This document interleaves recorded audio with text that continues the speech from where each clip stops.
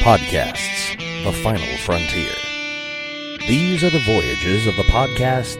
There are 4 lights! Its 5-year mission to explore strange, familiar worlds, to seek out new listeners and new civilizations, to boldly go where most nerds have gone before. Join Matt and Shirley on their 5-year mission with a different guest each week as they talk about an episode of Star Trek, from the original series through Enterprise. They'll cover every episode, eventually. Hi, everybody, and welcome back to There Are 4 Lights. I'm Matt, and I'm here with Shirley. Hello. And this would be our first non-guested episode, even though next time we record one, which we've already recorded. Hello, This future is, people. like, all by ourselves. Oh, I can't do it. Oh my gosh. Anyway, How come you're so good at karaoke, but not this? because I'm not imbibing alcohol. So That would be the factor. we are, wow, every week it's like they get a little insight into our weird life. What? What? They love us. Yeah, they do. This week it's the Squire of Gothos. This is the Star Trek original series episode 20, 18, 19, something along there. I don't know. You have the original. Is it the original playlist or the after everything was this is the said and done Netflix playlist? Oh, the Netflix playlist. Yeah, which is Because- I feel the definitive since we're watching it all on Netflix. Well, since there was a guy that was there and he wrote the book, he says it's episode 18. Well, but this was also that's production order. That's not release order. Oh, okay. I would like to put that out there as well. So the Squire of Gothos, you want to read your passage there? Yeah. So the Squire of Gothos, from the TV Guide, January 7th, 1967. The Enterprise crew become playthings in the hands of Trelane, a powerful being who is using his human visitors as toys. Kirk, who Trelane sees as a leader among predators, must barter for the release of his ship and crew, the price his own life. Is that it? So, and it just says, the Squire of Gothos, presents the study of human behavior through the eyes of a self-gratifying, narcissistic alien child. The writer, and then it says, the writer later acknowledges that this was a subtle anti-war story mocking prejudice, aggressiveness, territorialism, and violence by seeing these negative human characteristics mimicked by an immature boy wanting to play soldier. Wow. Well, There's a political statement. so the Enterprise is kind of going through space on its way to somewhere I don't remember, honestly. It was so early in the episode. But they find this planet or a solar system where there hadn't been a solar system before. Right. And there's a planet there that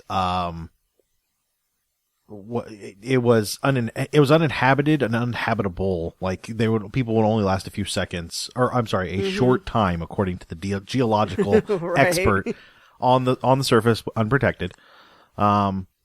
And that's when Sulu and Kirk disappear. Actually, Sulu disappears and then Kirk disappears. They find an area of the planet that is what they decide is stable. It just is not There. It's not got tornadic, volcanic thingies. Tornadic volcanic activity. There you go. Sulfuric, whatever. Anyway, so the McCoy and 2 other awaymen go down to check out the planet, try and find Kirk and Sulu. They are definitely not on board. We get there. Kirk and Sulu are in some sort of stasis, which is really just a green light lit on them. They're trying really hard not to move. This is very, very clear while we're watching them. But we meet Trelane. General Trelane, retired. Yes, retired. Retired. That's very important. Retired. We meet Trelane. So first impression of Trelane, what did you think of the character and the actor? Wow. Very boisterous. So first impressions is, there's just this lonely little alien that is, on this planet, and, he just wants somebody to hang around with. That's what I thought. Okay. Trelane presents essentially a late 16, early 1700 like dining area. Yes. Dining and sitting area. Yeah, full of flags and a giant table, a fire. The crew talk about it for a while. They interact. They escape after one of the crew members tries to attack Trelane and fails because Trelane is all powerful, or at least seemingly all powerful. They try and flee. The planet keeps moving with them. Right. Trelane brings the crew, after the crew realizes they can't get away, Trelane brings the crew back down, at least the bridge crew, and brings down Uhura, as well as Kirk, Spock, McCoy, the two other people, and a Sulu, and a yeoman. Which Trelane is excited because these are the what did he say, the fairer sex. He calls them a lot of not sexist for the 60s, but still very sexist things. Right. The fair sex. Yeah. Nubian queen. There are some very racist terms thrown at Uhura. Yes, there are. His Nubian queen, he must have taken her on one of his raids. Like, there was some... Oh, yeah, he was, insinuating that Kirk had captured her and now she's his slave. Yeah, and Kirk, instead of Kirk fighting him about it, which probably was smart, he was just like, yeah, something like that. So, there's some... And she gave him a look, too. Yeah, there's some more magic. And Kirk finally decides that the way to beat Trelane, because Trelane has been talking about the aggressiveness of predators, and he considers the description that you read was apt. He does expect Kirk to be a predator, and he sees himself as a predator. So Kirk starts acting out of anger and jealousy when Trelane's dancing with the yeoman, who he has put into this really pretty dress. Of the same time period. Yes, and so it ends with Kirk smacking Trelane and challenging him to a duel, at which point, surprisingly, Trelane has guns. Yes. I mean, because everybody's got of the pistols. same, time frame. It is also mentioned at this point that the fire gives off no heat. The food and the wine are bland because they have no flavor. There's no taste. Because Trelane is clearly seeing Earth from the 1700s or whenever. Right. Without experiencing the complexities. Yeah, and that's what he says in the beginning. He says he was a little confused, and then the crew explained to him that that's not the time frame. Yeah. And he said that he tried to do the niceties and say, oh, I'm sorry that, But, so Kirk and Trelane get into a duel, a very weird duel, where Trelane decides, since it's his rules, he goes first. And after brandishing his gun at Kirk, shoots it in the air and laughs. Mm-hmm. And then Kirk points it at him, and instead of shooting him, shoots this mirror on the wall, where Kirk and Spock have kind of decided that's where the power's coming from. Right. It breaks the power. Trelane disappears after yelling at Kirk and telling him that he's mad. Everybody gets back to the ship, is it everybody gets back to the ship or everybody's sent back to the ship?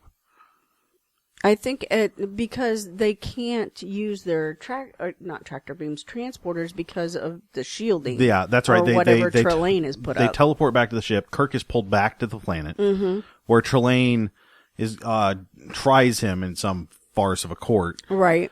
Encourages Kirk to hang himself as punishment, and then Kirk maneuvers himself. This is where Trelane really starts to show off as a child. I mean, the childish attitude starts coming through. Right. More than, I mean, there were other parts that were a little immature, but it really shines through here.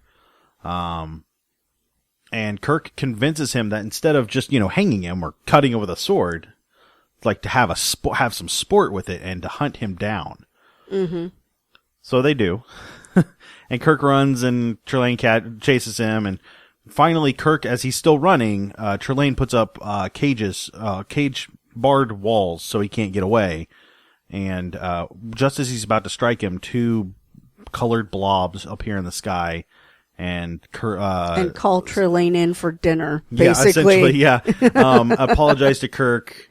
Trelane puts up a whiny fight, but essentially, like, seriously whiny fight. Like, it comes out and you can tell 2 years old. I don't want to come in. You said I could keep it. Yeah, and this was he essentially gets sent to bed without dinner. Yes. And Kirk goes back to the ship, and they leave, and the planet disappears. Right. Because it was something that Trelane had made up. Right. The two alien blobs in the sky show some respect for the captain, although at the same time and very his life form. very condescending. If you can't take care of your pets, you can't have them. Right. I was like, wow. Whoa. He's a superior being, but if you can't play with or take care of your pets, we'll take them away. Your humans. Yeah. So, and then there's some jokey back and forth as kind of a finalizing of the episode on the ship, but that's the basic overview of the plot. I want to talk about Trelane a lot because honestly, he was phenomenal. The actor for for Trelane, I've got him pulled up. His name is William Campbell. This guy's great. I mean, honestly, this was proto-Q. As much as we've said that before, right? This is proto-Q, right? If Q were, this is like teenage Q. If Q had less self-control, right? This is Q. He calls them predators. He argues with them about their warlike abilities. Yes.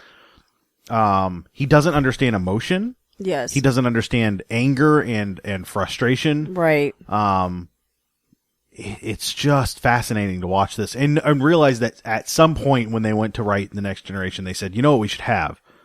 We should have Trelane back. This all omniscient. Oh, and you know what? I never thought about it. John Delancey has a lot of Trelane's characteristics. Yeah, some of the times when Q's being a little more whimsical, it's very much Trelane. Yes. Sometimes when he's not, there's some of the Metatrons. Yes. There's some of the Metatrons in there, but they're overall, I felt like this was essentially a teenage Q. And maybe it eventually became that because there was no name given to the race. Right. But it was fascinating to watch. Sulu didn't get a lot of lines, but he had some good ones. The other crew, whose names I don't remember, had decent lines. Kirk was Kirk. He was even smarmy in this one. Very smarmy. When they get back to the ship, the yeoman's like, "Can I go change?" And he's like, "Sure." And then he makes this face that's just smarmy. Yeah, there's no other word for it. Spock is exceptionally logical. McCoy does his doctor thing, but doesn't get a lot out of it. And nobody dies. Yeah, but this is really an interplay between Kirk and Trelane. And it's very, I don't know, I just found it really interesting, that play between, Kirk can be very aggressive and very and undisciplined at times. But he found that Trelane was beyond that and farther than that. Right, very much so. And I would have to agree with you on that. But I found that, I was watching the episode that, I thought of Trelane's race as a precursor to Q as well. Yeah. I think I even said that out loud. I was like, oh, it's the Q. Yeah, yeah.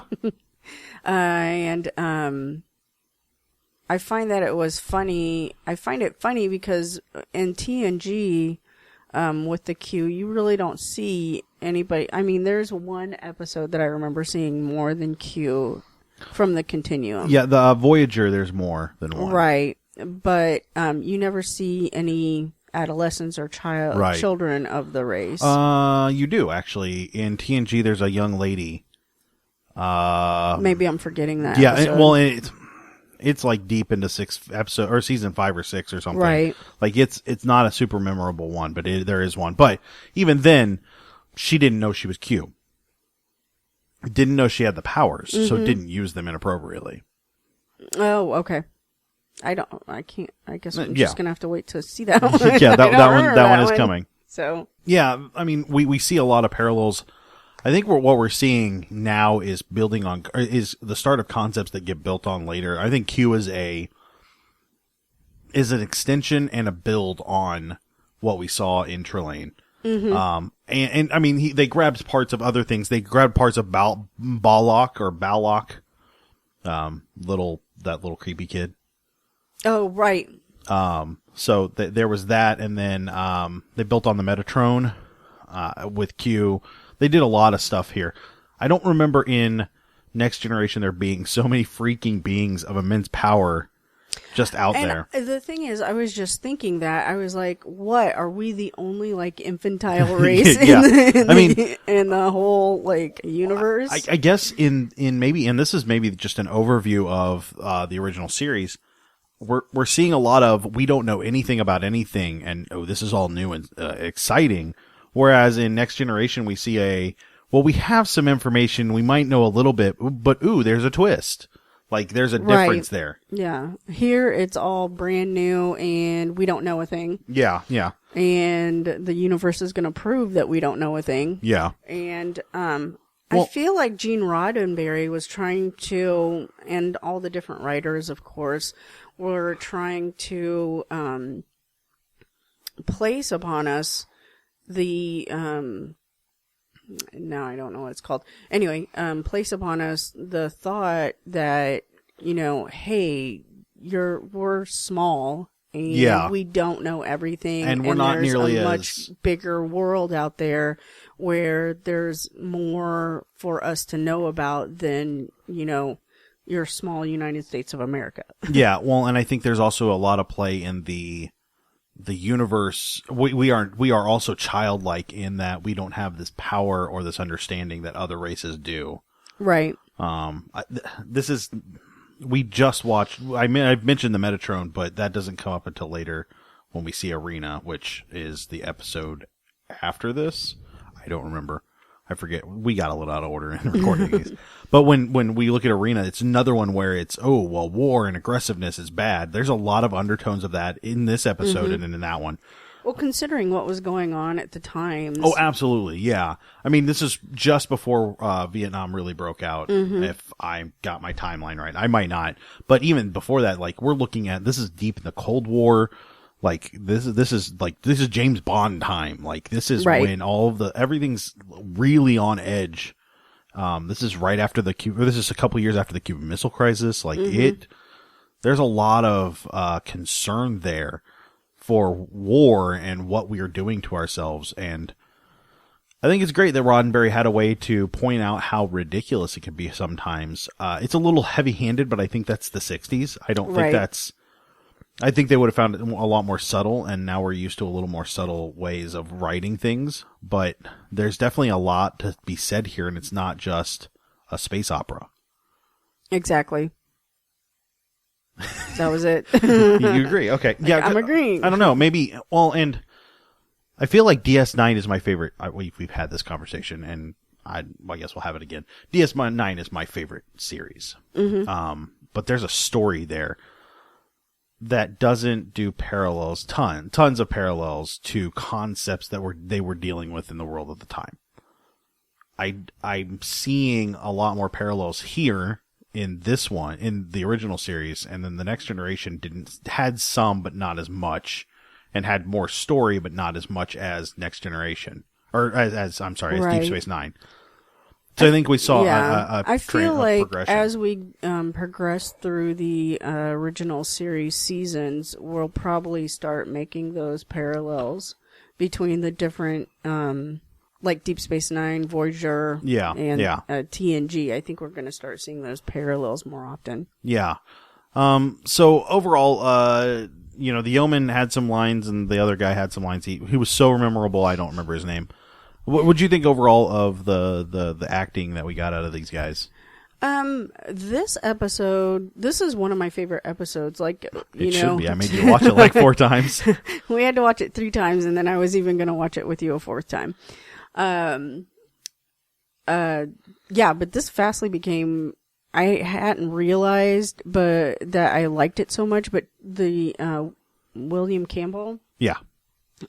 His acting just lent so much to it, and, the set for me seemed more real. Yeah. There wasn't very much that looked, completely fake and weird. Yeah. I felt like I kind of was watching an episode of The Twilight Zone. Okay, yeah. No, I Yeah. can see. I can see. There was some Twilight Zone overtones here. Overtones, yeah. Not a bad thing. I think it works No, really well. right. I really like William. I know we're going to keep saying this, but William Campbell and the character of Trelane was a lot of fun while being terrifyingly overpowered. Right. And when we first meet him, we just think that he's like, you're right. He was just an alien that lived there. Mm-hmm. But as we progress, we see more and more that he is a child. Right. Because he keeps saying, he's like, now mind your manners, and you're not very thankful, and you know, things to that. He says those things of that nature. Yeah, he says those things that bratty kid says when he goes over to somebody else's house, just to manipulate the situation. Yeah. You know? Overall, though, I think the acting. I think that the I can't even think of who. The yeoman was just fine. I'm kind of disappointed that she doesn't come back for anything else. It's yeoman Teresa Ross, played by Vanita Wolf. That's a good name, Vanita Wolf. I like it. She doesn't, I don't think doesn't come back at all for, she's just in Squire of Gothos, which is unfortunate because this is like the 35th yeoman that we've liked after Rand. I mean, right. We keep getting these yeomen and we don't see them again, but she was perfectly fine. The guy, the yellow shirt or the gold shirt that, is aggressive and tries to attack Trelane, he was good. Mm-hmm. But I don't think that there was a bad character in this episode. There wasn't anything that seemed miscued or nothing unacted. Rang hollow. Right. Yeah, everything felt full and right. We could have used some Scotty. That's just me. Uhura didn't do much. We'll get into that, but I think everybody had a place and they played it. Nothing really rang hollow. There are certain characters that didn't get a spotlight that sometimes do. Right. I feel like, the way that this episode played out, it definitely told the story that it needed to tell. Absolutely. And they worked on that pretty well and didn't really slow down on that and didn't flub anything up there. So that, I always appreciate that. It wasn't, terrible spears being thrown and exploding rocks. Cotton balls. Yeah, well, that was a thing. Well, I think we've touched on the plot and anything that stuck out. The notable guest star, William Campbell, is fantastic. We were really happy with that. He is he's pretty prolific as an actor. He even did some voiceover he was in Deep Space Nine as Koloth, one of the Klingons. Okay. So I can't wait to see that. I want to kind of go watch that episode. And he did some video game voiceover for Trelane for the Star Trek Judgment Rides video game. So that's exciting. I kind of want to go figure out where I can play that video game. Oh, no, he was in Quincy? Yeah, Quincy. That was one of my favorite shows when I was little. Wow. I loved Quincy. Yeah, no, he did a lot of bit parts here and there. Mm-hmm. A lot in TV shows. And we do see him come back as Koloth in Trouble with Tribbles. Nice. Yeah. Koloth / Trelane. Yeah, so he's Koloth in Trouble with Tribbles, and he's Trelane in this Squire of Gothos. Got it. He was even in Wild Wild West as Sergeant Bender. Oh, no. Yeah, so I loved Wild Wild West, too. We got him. We got Vanita Wolf, who doesn't even have a picture on IMDb, but she did some bit parts here and there, although she was Miss Murray in the Beverly Hillbillies for 7 episodes, so I guess she got some screen time there. And then the only other guy was Lieutenant DeSalle, played by Michael Barrier. Looks like he did some bit parts throughout the 60s and 70s.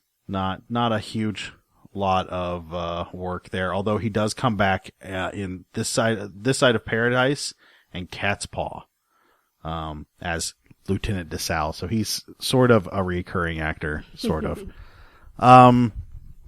So yeah, those are the actors that were they were pretty good. They weren't bad. I was happy with that. We didn't have any bad acting. Yeah, and then Strange Races, we have whatever the heck Trelane was. We don't know. Precursor to Q. Yeah, the Q baby. The Q baby, the pre-Q. Let's get into our recurring items. Bones didn't get a whole lot of lines. He really didn't. He said he's not even there, Jim. Like when he went to He's scan, not even there, he Jim. went to scan Trelane. He didn't see. Right, yeah. Yeah, I didn't see There anybody was at nothing. all. Kirk doesn't get the lady, but he's awful creepy about the lady. Maybe this is why the yeomen don't come back as sexual harassment suits against Captain Kirk. Kirk. That would be sad. Spock uses logic to figure out what's going on and explain things And find out where his power's coming from. yeah. And he even goes too far as to say that it's not incredible, like he's not surprised, he just finds it interesting. Right. To downplay the whole thing. No deaths, 0 deaths, none. Not a red shirt, This not is a the gold second shirt. episode that there's been no deaths. There's been several episodes. They don't kill everybody all the time, but they do kill people. Man, I could have swore there were more red shirt deaths than this. And then Uhura doesn't just answer the phone. She reads a screen. Reads a screen. Yeah. No, and Greetings she and plays the she does. She plays the harpsichord, which was weird and creepy. She But is very musically talented in real life. when she went to leave the show, it was to do musical theater. Oh, right. Yeah. So, but then she didn't leave the show because Martin Luther King Jr. Thank you. Yeah, I guess she did play the harpsichord, which that was kind of cool. I like that instrument quite a bit. I'm not I sure like the what it is. tinkling sound. Yeah, it's got a glass tinkly. Yeah, yeah, that's a good call for it. I like the harpsichord too. Overall, what would you give the episode? You said this is one of your favorites, but what do you rate it out of 5? 3.5, not Yeah. a 4? Because I'd give it a solid. I would 5. Yeah, 4. I'd give it a solid. This is a 4. I'd give it a solid 4. This one's enjoyable. It's fun. It doesn't bog itself down. It has a nice flow and script. What do you call that? Pace. It's got a nice pace to it. That's the word I'm looking for. Pace.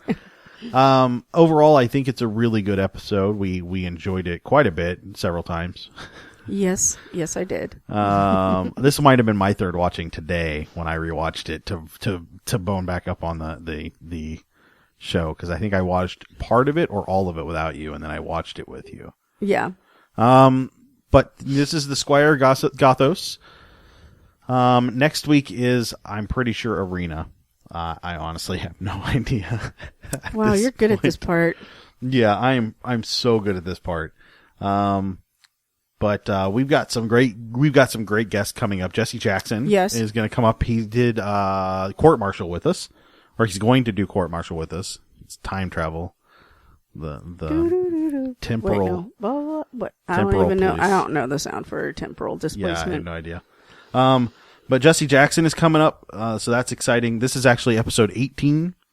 We got Jesse Jackson, and then we also have Matt Hurt is coming back, and he's going to be with us for which episode? Tomorrow is yesterday. Tomorrow is yesterday. Yep. So we've got that doesn't have any type of time traveling in it at all. No. Next week is Arena. Then tomorrow is yesterday with Matt Hurt, and then Jesse Jackson will be on for court martial, and then we get the Return of the Archons with Charles Skaggs. Return of the Archons. Yeah, I know, right? So those are all coming up. I would highly encourage our listeners to go on over to iTunes, give us a 5-star rating there. That'd be fantastic. Right. That's a huge help to us. Also, if you haven't checked out our Clamor, check out our Clamor, because we're starting to put up some stuff there, some previews of episodes, some fun little cutouts of some things said by George. Yeah. And if you like our intro outro music, go out and check out 5-Year Mission. Yep, absolutely. Their link is in the it's in the exit. I believe you can find them at 5yearmission.something. I don't remember. .com something or other. Yeah. So, for me and Shirley, this has been There Are 4 Lights, and we will talk to you guys next week.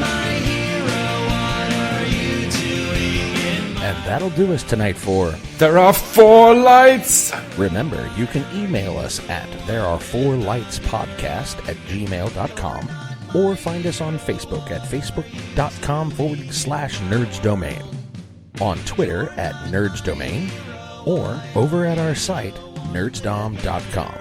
Be sure to sign up for the newsletter while you're there. You can head over to iTunes and give us a 5-star rating. A big thanks to 5-Year Mission for their music. You can find them at 5yearmission.net. Don't forget you can support us at patreon.com/nerdsdomain. And check out our shirts at /loot.